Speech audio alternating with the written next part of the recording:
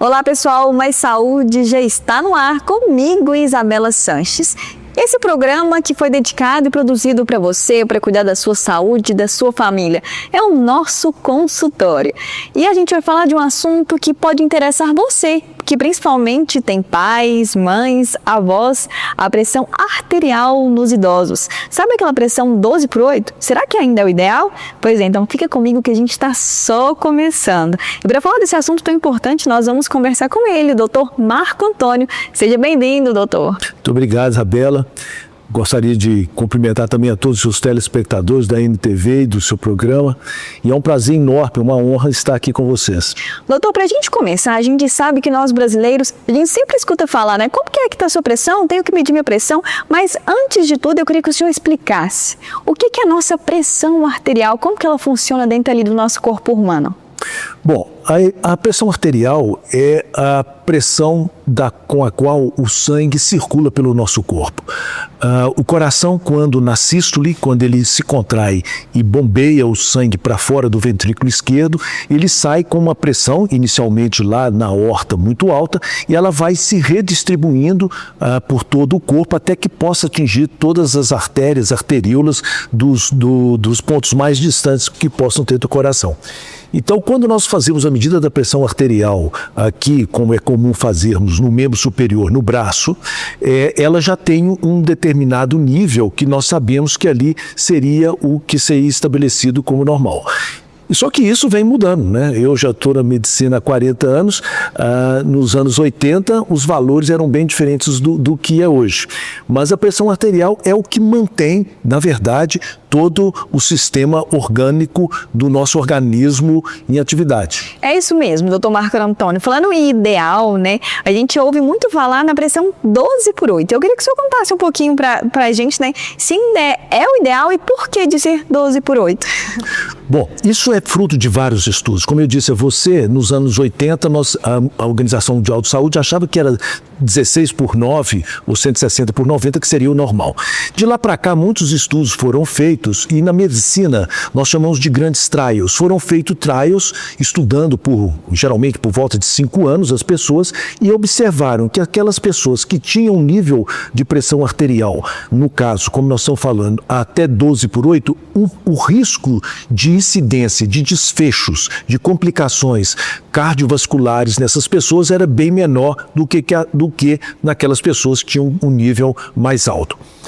Então, resumindo, de acordo com a última diretriz brasileira, a diretriz europeia do European Society of Cardiology, das sociedades americanas de cardiologia, chegou-se à conclusão que 12/8 é a pressão normal, é o ideal que todo mundo deveria ter.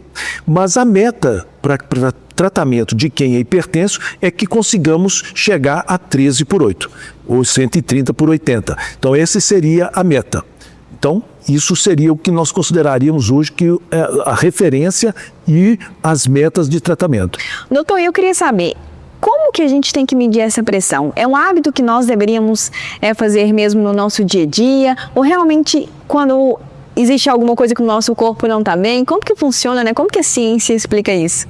Bom, primeira coisa é nós sabemos que há diferenças, né? Então vamos começar de crianças, de jovens. Vocês mulheres, que são privilegiadas, vocês quando muito jovens, a pressão arterial de vocês é muito mais baixa do que nós homens. Já desde criança há uma diferença nisso aí. E à medida que nós vamos envelhecendo, à medida que nós vamos atingindo idades mais avançadas, nós também sofremos a incidência, a alteração, consequência do processo de envelhecimento. Então, vai havendo um enrijecimento das paredes das artérias. Então, para fazer uma comparação assim bem simples, é mais ou menos nós compararmos um paciente idoso com um paciente jovem, é como se nós estivéssemos com uma bomba para jogar água no quintal, nas plantas, no jardim, numa mangueira de silicone daquelas bem molinhas, você não terá pressão nenhuma. Mas se você colocar aquela mesma pressão num tubo de PVC, você terá um nível de pressão muito maior lá na frente. Então, nós precisamos entender que isso vai modificando. Então, numa pessoa, numa faixa etária aí, no adulto jovem, por volta de 30 anos, 30 e poucos anos, nós teremos uma incidência que chega por volta de 30%, 32% da pressão arterial. E à medida que a idade vai avançando, essa incidência de pressão arterial, por esses motivos que eu expliquei a você, elas vão modificando. Então, quando nós chegamos acima dos 75 anos, que nós chamamos de idosos, muito idosos, 80 anos principalmente, nós já temos uma expectativa de pessoas chegar próximo a 70% das pessoas terão hipertensão arterial, né? Então, por esses motivos, principalmente dessas modificações fisiológica que o corpo sofre. Eu, como geriatra e cardiologista, eu costumo dizer que e na cardiologia, na cardiogeriatria, é muito difícil você estabelecer um limite de até onde vai o processo de envelhecimento normal e aonde começam as doenças. Então, isso é onde que nós temos que tomar muito cuidado quando nós falamos de idosos. É isso mesmo, doutor. Já que a gente está falando de idosos, eu acredito que na maior parte do pessoal que está assistindo em casa, né, a gente tem um avô, um pai que tem um problema com pressão alta. Eu em casa tenho, a minha avó tem pressão alta, então a gente tem todo esse cuidado, né? E para a pessoa idosa, quando a gente fala da pressão arterial, tem que ter esse cuidado mesmo, de medir a pressão, de ter esse cuidado com a pressão arterial? Excelente a sua pergunta. Primeiramente porque sim, precisamos ter, porque a pressão arterial, ela por si só é uma doença, mas ela junto com outros fatores de risco, como por exemplo, o colesterol aumentado, o tabagismo, a vida sedentária, o diabetes, quantos mais fatores de risco você tiver e a pressão arterial também presente, ela torna-se também um outro fator de risco para outras doenças, que são as doenças isquêmicas, que nós podemos ter, os infartos, AVCs e tal. Então, ela é uma doença, mas ela também é um fator de risco. Então, ela precisa ser controlada, mas nós precisamos saber que, em alguns casos, principalmente no idoso, como na sua avó, um paciente idoso, muito idoso, nem sempre aquela pressão arterial que você está medindo ali naquele momento é realmente a pressão arterial real que está dentro das artérias deles. Nós podemos estar diante do que nós chamamos de pseudo-hipertensão arterial. Porque, como eu disse, esse enrijecimento das paredes das artérias pode nos levar a um fenômeno que nós chamamos de fenômeno de Osler, que é um endurecimento da artéria. Então, quando você faz a medida da pressão arterial de um idoso, se você insufla o manguito até que pare de ter o pulso ali, que você bloqueou totalmente a passagem, e um idoso, quando ele já tem esse enrijecimento muito avançado, você palpando a artéria aqui no pulso dele, a sensação que você tem é como se tivesse um canudinho daqueles de festa de criança, porque a artéria já está muito rígida. Então, nesses casos, você precisa tomar muito cuidado, porque no afã de manter a pressão arterial adequada, atingindo as metas de 130/80, você pode também, nesse momento, estar causando mais malefício do que benefícios. Porque como a pressão arterial falseia nesse momento, ela não é realmente aquilo que está ali, você diminuindo, trazendo a pressão arterial dele para o que é considerado normal, que seria 13/8, você pode estar, nesses casos, reduzindo a perfusão sanguínea renal, cerebral e cardíaca dele. Então, ao invés de você melhorar, você pode estar contribuindo para desenvolver um quadro de insuficiência renal, uma piora da cognição, que é a memória dele, e uma diminuição da perfusão de sangue no miocárdio, porque o coração recebe sangue para se nutrir na diástole. Então, quando o coração relaxa para receber o sangue novamente, é que as coronárias são perfundidas. E se você rebaixa demais a pressão arterial, você pode comprometer esse funcionamento. Doutor, existem sinais claros que o corpo ali do idoso dá que está realmente com essa pressão arterial elevada? Seja uma dor de cabeça ou alguma coisa mesmo ali que o corpo diz que não está bem, para a gente ter esse cuidado mesmo, para medir, para ter que dar aquele medicamento, o corpo, ele dá aquele alerta? Sim, eu vou te falar de duas coisas. E pode ser que sim, pode ser que não. A grande maioria das pacientes hipertensos, seja a idade que for que nós estamos falando, eles são quase sempre assintomáticos. Não existe uma sintomatologia patognomônica da pressão arterial elevada, então nem sempre. Mas o contrário acontece. Depois que você controla a pressão arterial daquele paciente, muitas das vezes ele fala que olha, aquilo que eu estava sentindo melhorou. Bom, então pode ser, os sintomas podem estar relacionados, mas nem sempre. Outra coisa que nós temos que tomar muito cuidado que são os momentos de estresse. O paciente é muito comum, você, com a sua avó, com os parentes, eles chegam, olha, eu trouxe de presente para você um aparelho para você, olha, medir a pressão. Só que a pessoa, por um momento de felicidade, um estresse qualquer que ele está passando na vida, ela tem um pouco mais de ansiedade, uma descarga maior de adrenalina no organismo dele, a pressão também arterial vai alterar naquele momento. Então, pode ser uma coisa transitória, nem sempre será realmente uma elevação real que você precisa tratar.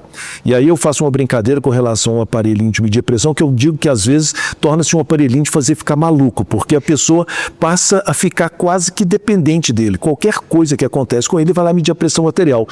Então, nem sempre que a pressão teve uma oscilação, foi porque a pressão está aumentada. Pode ser por consequência do estresse, da ansiedade, da expectativa que ele está por alguma coisa que vai acontecer, que também liberou mais adrenalina e a pressão subiu.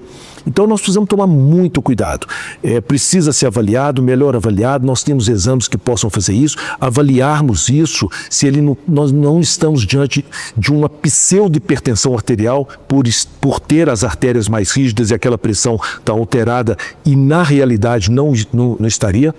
Nós dentro do CTI, nós temos um sistema que nós conseguimos medir a pressão intra-arterial. Seria o padrão ouro para nós tentarmos fazer isso no paciente idoso quando temos dúvida. Colocássemos esse aparelho e medíssemos dentro da artéria dele para sabermos se de fato ele está com a pressão naqueles níveis que estão sendo detectados numa medida normal que se faz no braço ou mesmo com o aparelho digital. Então, e outra coisa é também os erros que o aparelho pode cometer. Então, a pessoa que mede insistentemente 1, 2, 3, 4 vezes, vai havendo um edema maior, uma alteração no retorno do sangue venoso daquela pessoa e aquilo acaba mascarando. Então, pressão arterial precisa ser tratada, mas precisa ser tratada adequadamente e nos lembrarmos que o idoso é uma situação, principalmente o idoso, muito idoso, é uma situação muito especial, precisa ser olhado com mais prudência e com mais atenção para quem, de fato, tem o costume e o conhecimento de lidar com esse paciente. Doutor, esse espaço aqui é o consultório do pessoal de casa e eu estou aqui representando cada um que está nos assistindo e eu quero fazer uma pergunta, né, como se fosse eles. A gente sabe, né, que a pressão arterial em idosos, geralmente o tratamento é feito através de medicamentos. Mas eu queria que o senhor explicasse se a mudança de vida, a mudança de hábitos, também tem alguma relação aí com essa pressão arterial. Sim. Uma das coisas foi o que eu acabei de dizer, o estresse. O paciente submetido a um estresse muito grande, obviamente que ele terá uma alteração. Os hábitos alimentares, principalmente em dietas mais ricas em sódio, né? Porque o sódio é que faz também que se eleve a pressão arterial. Então nós precisamos nos lembrar que o sal de cozinha, ele é o cloreto de sódio. Então, quando se tem uma dieta muito rica em sódio, há uma expectativa de que essa pressão possa se alterar por isso aí. E atividade física, a pessoa que faz atividade física, isso também é muito benéfico, principalmente as atividades aeróbicas, elas contribuem para que haja um melhor controle da pressão arterial, com liberação de endorfinas, são substâncias que nos ajudam a controlar. Então, mais uma vez, precisamos tratar, mas precisamos tomar muito cuidado para não haver exagero. Com relação ao medicamento, e no paciente idoso, como nós estamos falando, nós precisamos aí, eu volto a falar um pouquinho agora também como geriatra, é que nós precisamos nos lembrar que muitos desses pacientes já têm alguma alteração cognitiva da memória recente. Então, não é incomum deles não se lembrarem, tomei, não tomei, tomar 2 vezes ou deixar de tomar, esqueceu de tomar. Então precisamos tomar muito cuidado. Um paciente que já apresente alguma dificuldade na memória recente, precisa de alguém da família, um cuidador que o auxilie na tomada do medicamento para que não haja nem excesso na tomada e nem esquecimento. Doutor Marco Antônio, fica aqui comigo que a gente vai para um breve intervalo, só para o pessoal de casa tomar uma água, tomar um cafezinho, mas a gente volta já já.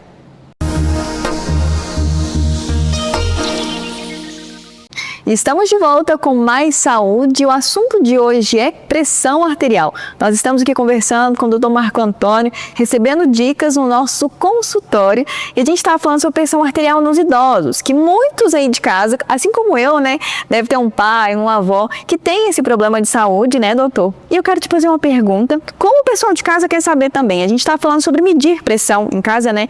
Nós brasileiros tem esse costume mesmo de medir, né? Mas existe diferença para medir no braço, medir no pulso? Como que funciona? O que é o correto? Quais são os erros, né, que a gente tem mania de cometer? Bom, em primeiro lugar, a posição do paciente. Ele precisa estar sentado, acomodado, com o braço esticado, que seja mais ou menos um nível que está o coração. E nós precisamos nos lembrar que quando nós medimos a pressão arterial, nós vamos captar o fechamento e a abertura da artéria. Então, quando nós fazemos a medida naquele sistema convencional, com o aparelho, com o estetoscópio, o primeiro ruído que nós chamam-se sons de Korotkoff. São 5 sons que nós ouvimos quando nós medimos a pressão arterial. Quando você solta e a artéria se abre, o primeiro ruído é o primeiro ruído de Korotkoff. Esse é o primeiro ruído. E você pode considerar o quarto ou o quinto ruído até ele desaparecer para você considerar a pressão mínima. Então, a pressão sistólica e a pressão diastólica. Então, novamente, nos pacientes idosos que têm uma rigidez muito grande, isso pode ficar difícil. Além disso, tem pessoas que têm, por exemplo, problema valvular na válvula aórtica, que ele tiver uma insuficiência aórtica, você não deixará de ouvir o barulho. Então, muitas coisas podem interferir. Quando você faz a diferença do braço, do cotovelo aqui, próximo ao cotovelo, né, da dobra do cotovelo, para o braço aqui na frente, né, é porque aqui nós estamos ouvindo a artéria radial. Ela é um pouco bem mais grossa, bem mais calibrosa do que a artéria radial, que é aqui que está perto do dedão. E do lado de cá nós temos a artéria ulnar, que é muito fininha. Então, no aparelho digital, não é incomum, já cansei de ver isso, pacientes às vezes levam no consultório, doutor, que não está batendo, vem aqui, trouxe para o senhor ver. Se colocar mais para lá, mais para cá, não colocar na posição certa, ali já tem uma marquinha no aparelho que ela precisa estar sobre a artéria, para que ela capte a passagem do sangue, o pulso do sangue passando por ali. Então, erros podem ser cometidos por inexperiência, erros podem ser cometidos por inabilidade e erros também podem ser cometidos por falta de calibragem. Aquele aparelho que nós usamos, o aparelho aneroide, que tem o ponteirinho, você vê facilmente se ele está descalibrado, se o ponteiro está certo ou não. E deve ser calibrado periodicamente numa oficina dessas, num setor desses que fazem calibragem, do Imetro ou o que seja. Mas aquele aparelhinho digital, ele não tem como você verificar. Então, não existe assim uma homologação real de confiança total em todos esses tipos de aparelho. Então pode cometer-se um erro muito grande na medida da pressão arterial. E o senhor vê realmente esses erros na vida real, realmente no consultório, o pessoal fazendo essa confusão? O que o senhor poderia, né, deixar de dica mesmo o pessoal que passa esses problemas reais dentro de casa? Sim, vemos sim. E hoje lançamos mão, quando nós temos dúvida, tanto para fazer o diagnóstico, como para termos certeza da eficácia terapêutica, nós temos um equipamento que chama monitorização ambulatorial da pressão arterial. É um aparelhinho, um computadorzinho, que você coloca na cintura da pessoa, coloca o aparelho e aquilo é calibrado para medir, por exemplo, durante o dia de 10 em 10 minutos, de 15 em 15 minutos, à noite espaça um pouco mais para não atrapalhar muito o sono da pessoa, e aquilo ali tira um pouco desse fator emocional, né? Porque a pessoa não fica naquela expectativa, porque muitos pacientes, quando entram no consultório, tem a famigerada hipertensão do avental branco, hipertensão de consultório, que o paciente entra ali, fica numa expectativa tão grande que ele já libera adrenalina e a pressão dá alterada. Como também tem a hipertensão mascarada, que às vezes no consultório está normal, mas ele de fato está tendo hipertensão na casa dele. Então, esse equipamento nos ajuda a tirar um pouco essa dúvida. Se devemos aumentar a medicação, se devemos começar a tratar, o quanto nós precisamos mais de medicação. Porque nós devemos tratar, mas também não precisamos, mais uma vez no idoso, como aquilo que eu disse, fazer com que a pressão fique muito abaixo do que o organismo dele tolera. Então, a meta para um idoso, muito idoso, é rebaixarmos a pressão arterial dele até onde o organismo dele tolerar.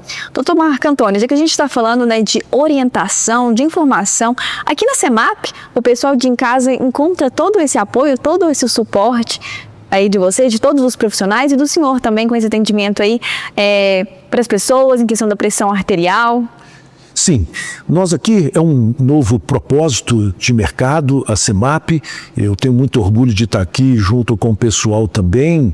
Nós temos no hospital hoje, em Patos de Minas, uma estrutura hospitalar incrível, mas o CEMAP é uma proposta dessa, de uma medicina ambulatorial, que nós possamos não só fazer um diagnóstico e um acompanhamento mais personalizado dos nossos pacientes, não só na área de cardiologia. Nós estamos agora acabando de concluir a aquisição dos equipamentos para fazer todas essas coisas que nós falamos aqui, de pressão arterial, de ritmo do coração, de teste ergométrico, essas coisas todas, ecocardiograma. Então, é a busca, porque o grande pulo do gato, né, eu acho que resumiríamos tudo isso que nós estamos falando, é em medicina e principalmente na cardiologia, porque as doenças cardiovasculares são as que mais nos levam à morte no mundo inteiro, é fazermos diagnósticos precoces. Nós tivemos há pouco tempo aí que foi uma comoção nacional, a história do Madeirite, que morreu de um infarto, um cara tão jovem que era uma unanimidade na mídia, aí, todo mundo curtia muito a Sexta-feira com ele, e poderia muito bem ter sido evitado se tivesse feito um diagnóstico, um check-up mais precoce e ter evitado uma morte súbita como ele teve. E vocês aqui da CEMAP estão realmente preocupados, né, em poder dar toda essa atenção para a população, oferecer qualidade, né, para o pessoal de casa que está nos assistindo e ter essa oportunidade de cuidar da saúde, que acho que é o mais importante. Sim.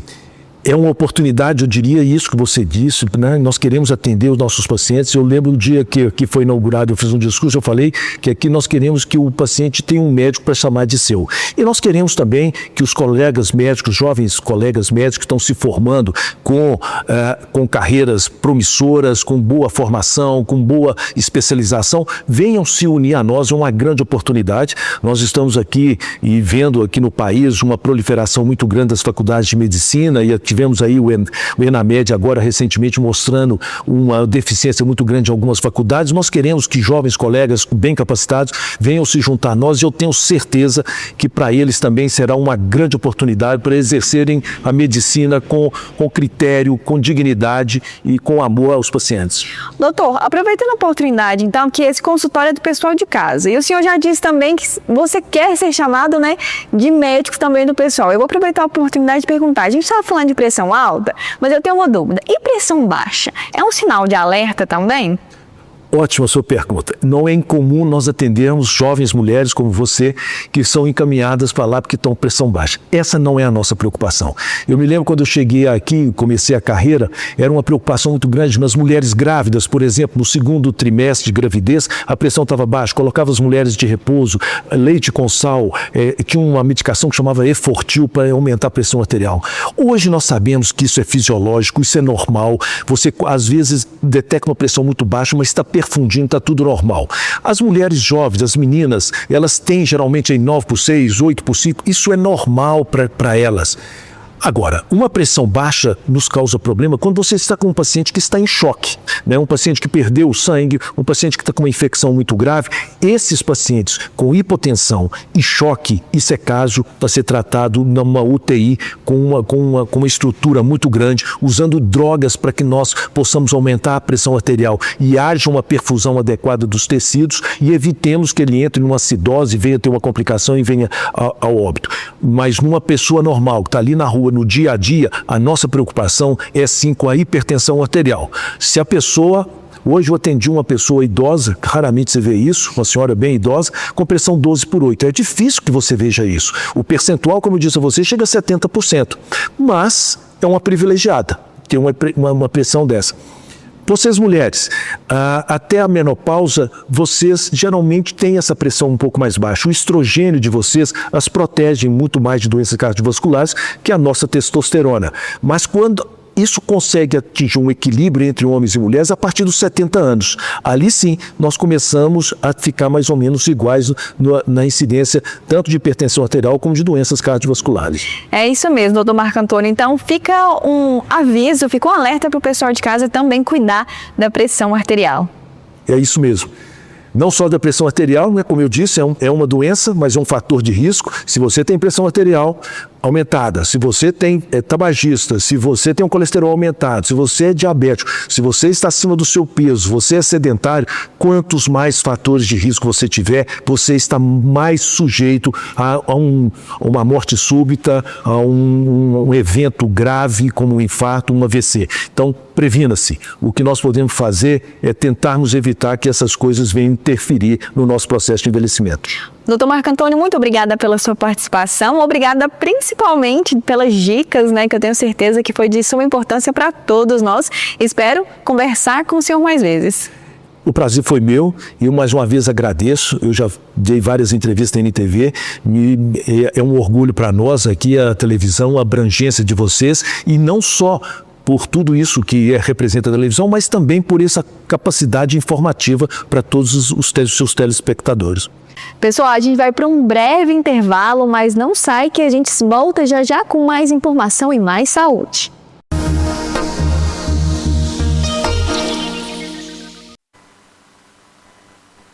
Olá pessoal, tudo bem? O Mais Saúde está de volta, agora diretamente aqui dos estúdios da NTV e claro, comigo Isabela Sanches. Esse programa que foi dedicado para cuidar de você, da sua família e da sua saúde. É sempre um prazer poder fazer parte aí da sua casa. Pessoal, e continuando o nosso programa, que está mais do que especial, agora a gente vai falar de um assunto que pode salvar vidas.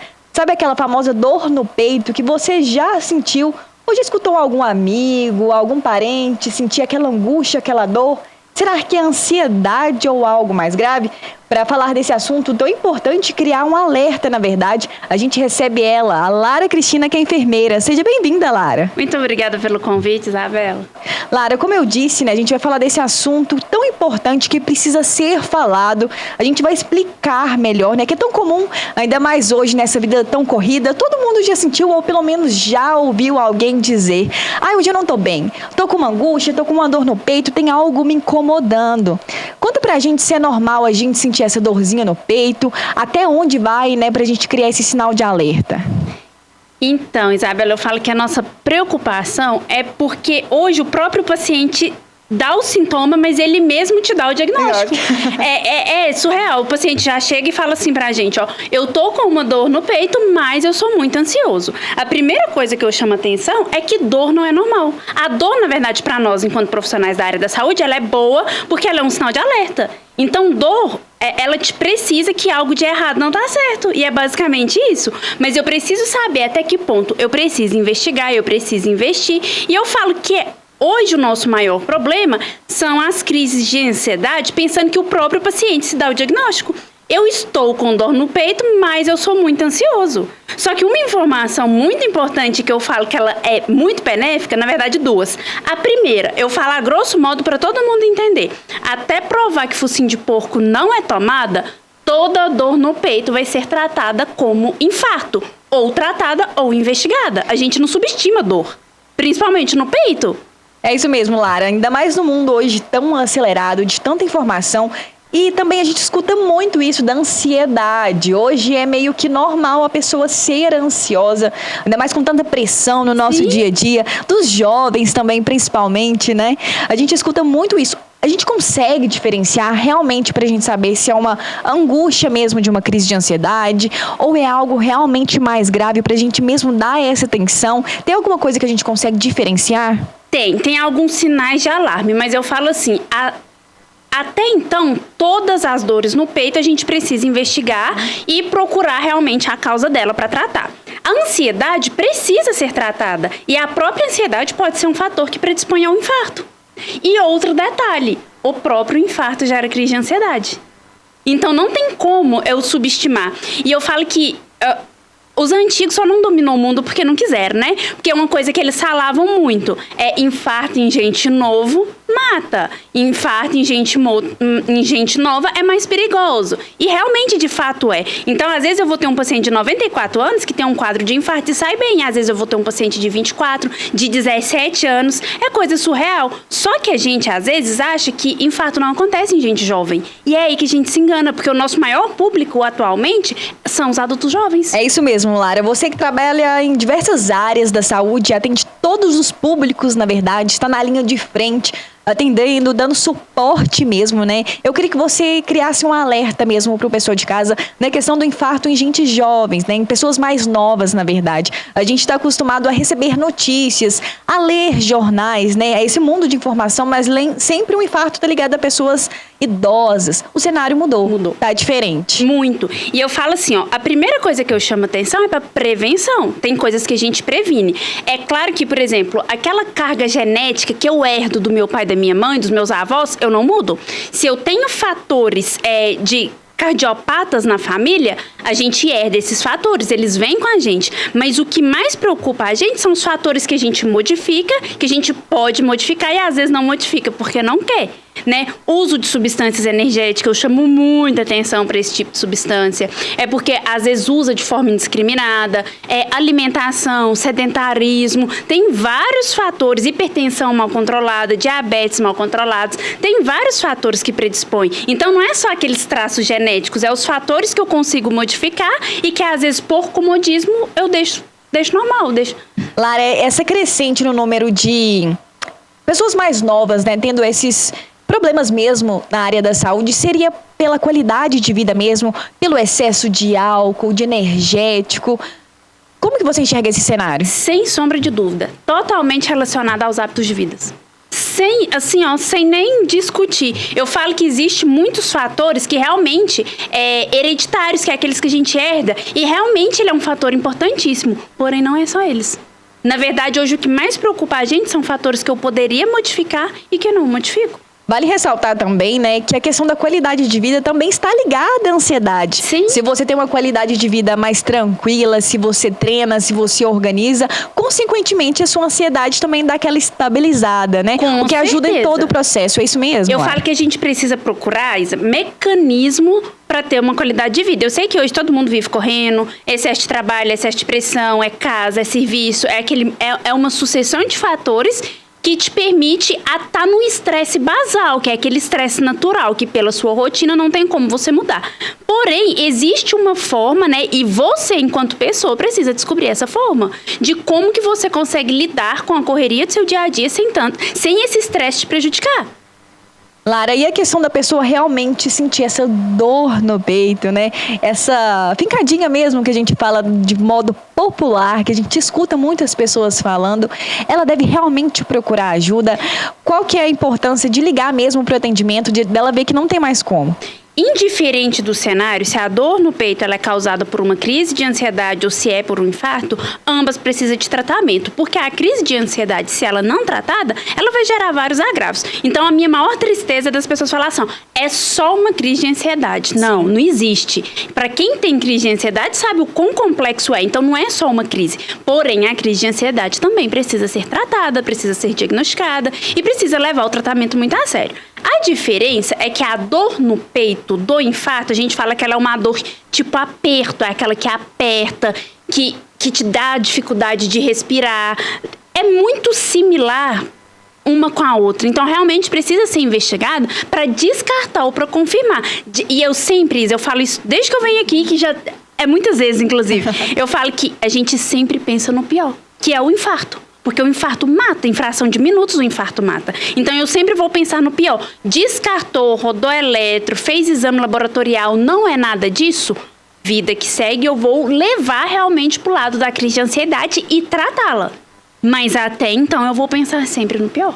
Lara, você que já atendeu vários pacientes, estava contando aqui pra gente, antes do programa começar mesmo, alguns relatos, algumas vivências, principalmente com pessoas jovens, o tanto que tem chegado, né, essa demanda para você, Lara. E a questão da recuperação, por a pessoa ser mais jovem, é mais fácil, é mais tranquilo ou muito pelo contrário? É muito relativo, porque quando a gente fala na recuperação da síndrome coronariana aguda, que é o infarto propriamente dito, vai muito de complicações que esse paciente teve mediante esse quadro. Conforme a gente já falou, realmente, paciente infarto em gente nova, dependendo da área cometida, a recuperação é um pouco mais lenta, dependendo do grau de ansiedade do paciente dentro de um setor fechado, porque possivelmente esse paciente vai ficar dentro de uma UTI, é mais lenta, porque fica ansioso, não quer ficar, tem uma vida toda ativa aqui de fora. Então, a gente lida com todas essas adversidades. Dependendo do quadro, esse paciente precisa ter uma internação prolongada, dependendo do quadro, é mais prolongada ainda, porque precisa fazer cirurgia a céu aberto, que é aquela cirurgia cardíaca. Então, depende muito do quadro. Eu falo que o que não pode, de espécie nenhuma, é postergar a investigação dessa dor. Porque tem paciente que chega lá pra nós e fala assim, ó, tem 4 ou 5 dias que eu tô com essa dor no peito. E o eletro, que é o exame que a gente faz pra tentar evidenciar alteração, fudido. Então, assim, eu poderia ter uma recuperação melhor se eu tivesse procurado antes. Lara, agora uma curiosidade do modo técnico mesmo, que às vezes você vai conseguir clarear não só a minha mente, mas de quem está em casa. Por que o infarto, a gente sente essa dor no coração? Você consegue explicar pra gente, o técnico mesmo, o que é esse infarto? Tem um porquê da dor. É igual eu te falei, a dor, na verdade, ela é precisa. E a gente, para nós profissionais da área da saúde, ela é um sinal benéfico, porque, na verdade, a gente entende que ela é um sinal de alarme. A dor no peito, ela é ocasionada por causa de morte de células cardíacas. O músculo cardíaco está morrendo. Ele está isquemiando, né? É morte mesmo, é morte do tecido. Então, a gente precisa tratar, precisa recuperar esse músculo cardíaco, senão o paciente vai a óbito. Então, fica um alerta para as pessoas que estão em casa mesmo, né, Lara? Para quando sentir esse aperto, entender o que está acontecendo e sempre procurar a ajuda de um profissional. Com toda certeza. Para com essa mania de subestimar a dor. É porque eu sou ansioso. Às vezes, uma das dores que a gente fala, dos sinais de alarme que a gente mais tem, é queimação. E a própria pessoa fala assim, eu tenho gastrite. Ela própria subestima, mas é porque depende da área do acometimento do infarto, a dor. Então, eu tenho dor que irradia para a mandíbula, para o braço esquerdo. Eu tenho dor que é tipo queimação, que gera vômito, que é, inclusive, sinais de alarme. Lara, você fica aqui com a gente mais um minutinho, que o pessoal de casa vai tomar aquela água, vai se preparar, mas a gente volta já já. Não sai daí que a gente vai para um breve intervalo.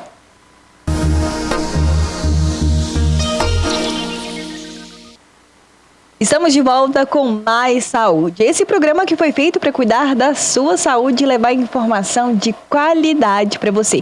Estamos falando de um assunto muito importante. A gente está criando e levando informação para você sobre as dores no peito, quando procurar ajuda, o porquê de procurar ajuda. E falando ainda dessa dor no peito, né, Lara? Acho que o mais importante a gente falar agora, onde nós podemos procurar essa ajuda, se é ansiedade, se é o início de um infarto, né? Ou se Deus quiser, não é nada demais, mas se a gente precisa aí sempre fazer essa busca pela qualidade de vida, como que a gente pode procurar? Onde a gente procurar? Isa, eu falo que o importante é procurar. Não pode ficar em casa. Eu tô sentindo uma dor no peito, eu vou deitar que passa, eu vou tomar um banho. Não existe isso, né? Procurar atendimento imediato. A gente fala da proporção da dor. Quanto maior a dor, mais acometimento, melhor é para o paciente ficar quieto e acionar o serviço de urgência e emergência, que é disponível no município para fazer a remoção uma avaliação prévia desse paciente e encaminhar ele para o local de destino. Eu falo que hoje, graças a Deus, as coisas melhoraram tanto para a nossa cidade que a gente tem as redes de apoio e que facilita muito. Porque, por exemplo, hoje o SAMU, por exemplo, eles têm, as unidades avançadas têm eletro, então o primeiro atendimento eles fazem. Se eles detectarem alguma alteração, esse paciente já vai direto para o Santa Casa, porque quando eu falo de infarto, quando eu falo de músculo cardíaco, eu falo de tempo. E o tempo é sempre o nosso maior inimigo. Então, quanto mais rápido eu tratar esse paciente, melhor é para ele e melhor a qualidade de vida, indiscutível, que é o que a gente quer. Sim. Quanto menos sequela o paciente ficar, melhor é para o paciente, mais qualidade de vida para ele. Principalmente que eu estou falando de vários pacientes adultos jovens. Então, a gente tem essa rede de apoio. Porque o Santa Casa hoje, ele é referência em paciente cardíaco. Mas tem todo um processo. O paciente normalmente é atendido na UPA, que é o atendimento primário. A UPA roda o eletro, faz exames laboratoriais e encaminha esse paciente para nós no Santa Casa, se for o caso. Se descartar o infarto, aí ele é redirecionado para a unidade básica de saúde e tudo mais. Mas não significa que... É porque às vezes as pessoas associam a dor do infarto como a dor da morte, porque a gente já escutou muito isso. Não, eu não procurei antes porque eu achei que era a dor da morte. Mas cada um com seu limiar de dor. Eu não posso precisar uma dor que eu sinto com a que você sente. Então tem paciente que realmente muda a cor, fica todo descompensado por causa dessa dor, e tem paciente que chega para nós andando e com infarto. Então não dá para você precisar que não, a dor dele tá muito tranquila, não é. Então eu falo que tendo em vista, né, o acometimento que a gente tem hoje, a quantidade de pacientes acometidos, pacientes adultos jovens, eu tenho paciente que interna para nós com 17 anos com infarto. Eu tenho paciente que interna com 22, 24, 30 anos. Então, assim, não dá para me precisar, não, é porque é jovem que não é infarto. Pelo contrário. É por ser jovem que a gente tem que ficar mais preocupado ainda, porque esse número cresceu, essa estatística mudou. E quando eu falo de estatística, isso é tão pesado, mas tão pesado, que hoje a literatura me traz que a cada 2 minutos no Brasil eu tenho um paciente morto por causa de doença cardiovascular.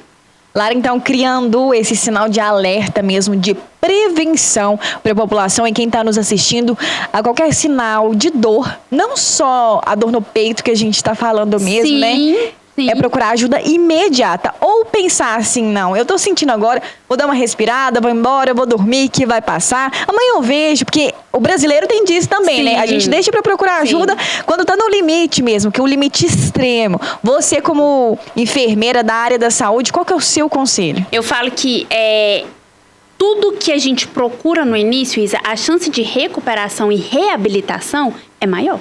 Ela existe. A diferença é que às vezes a gente realmente deixa para procurar quando já não tem mais o que fazer. Porque o músculo cardíaco, ele morre, ele está sofrendo isquemia, então ele está morrendo. E o músculo cardíaco, teoricamente, eu consigo fazer alguns procedimentos para irrigar ele com sangue, diga-se de passagem, eu consigo recanalizar o que está obstruído. Porém, se eu vou conseguir qualidade de vida para esse paciente, é cena para os próximos capítulos.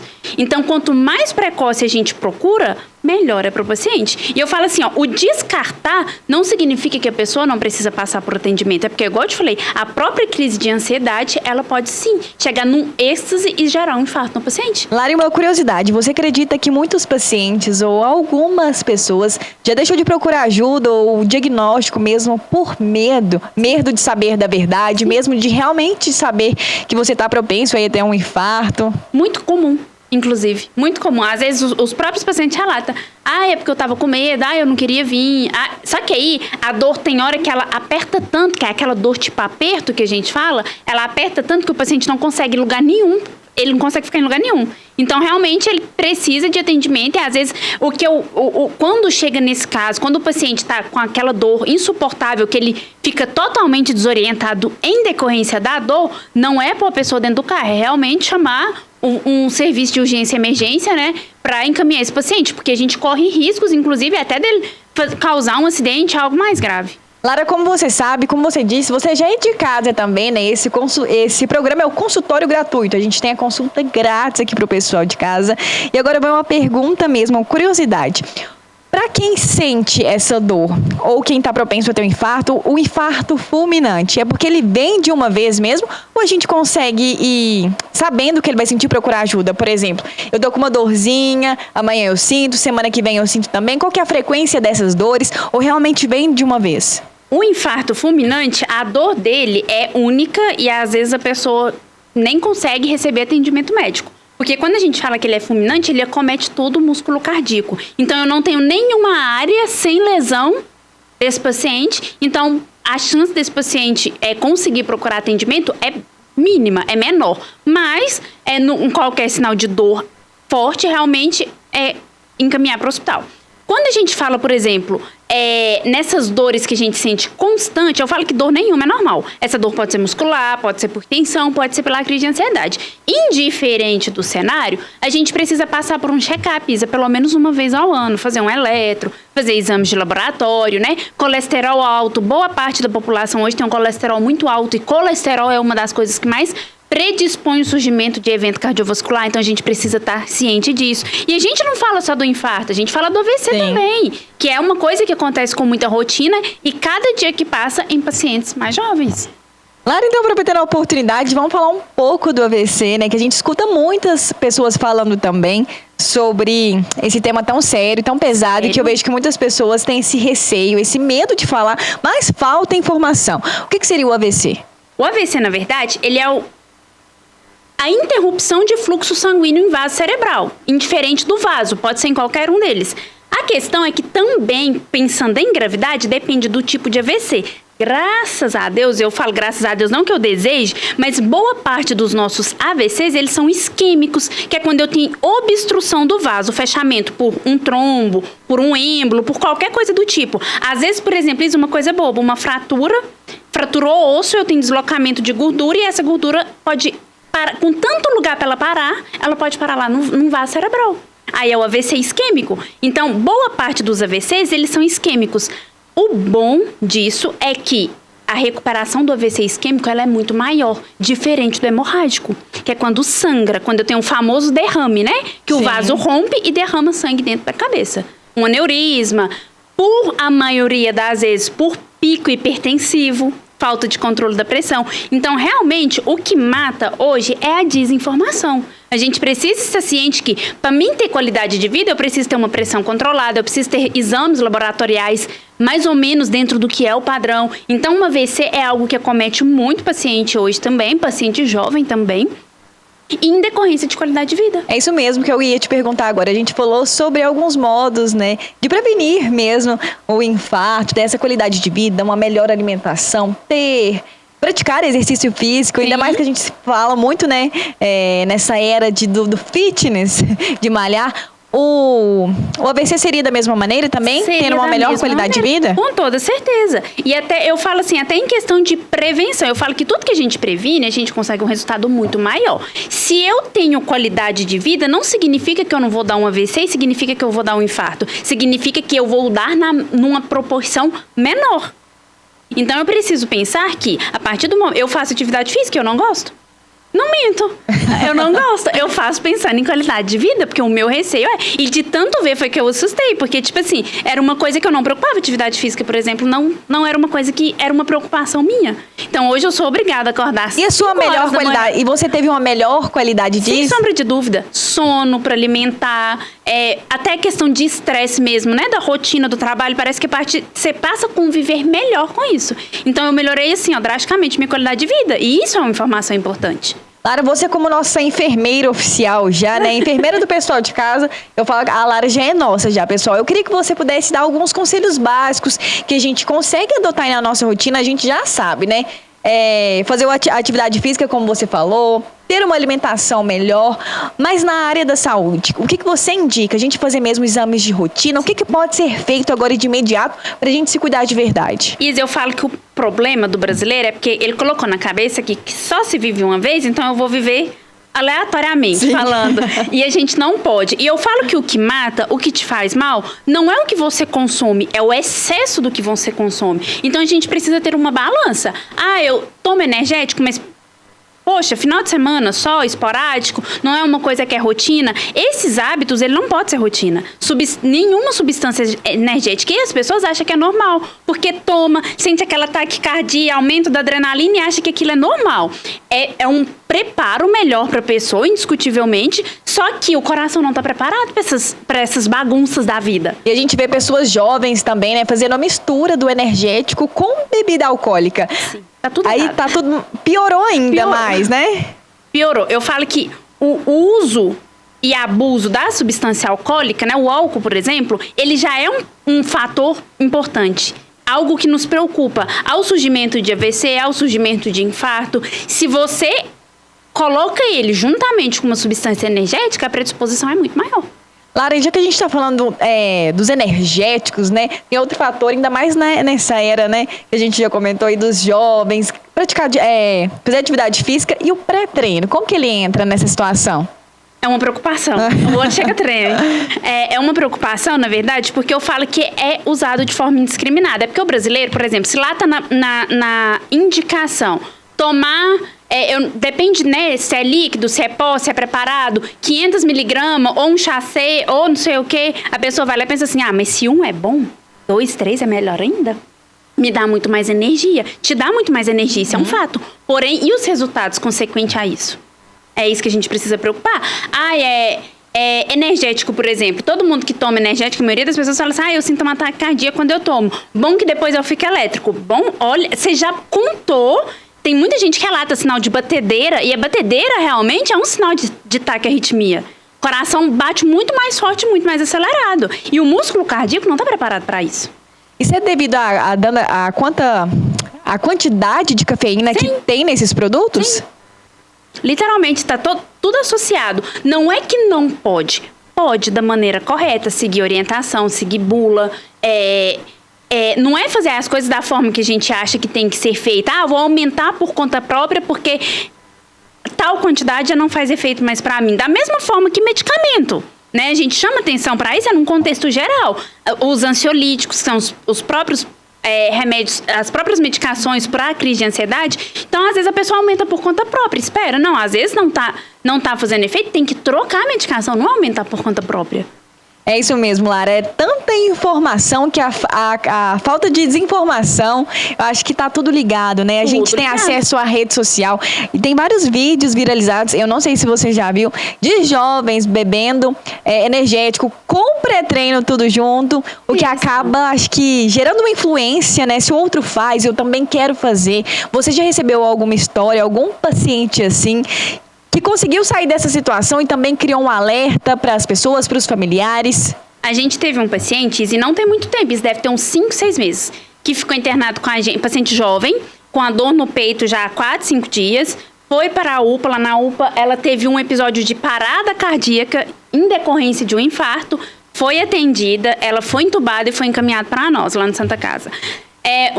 Aí tratou, fez o tratamento cardíaco que ela precisava fazer, que é o tratamento que a gente fala de tratamento percutâneo, resolveu o problema dela, ela foi estubada.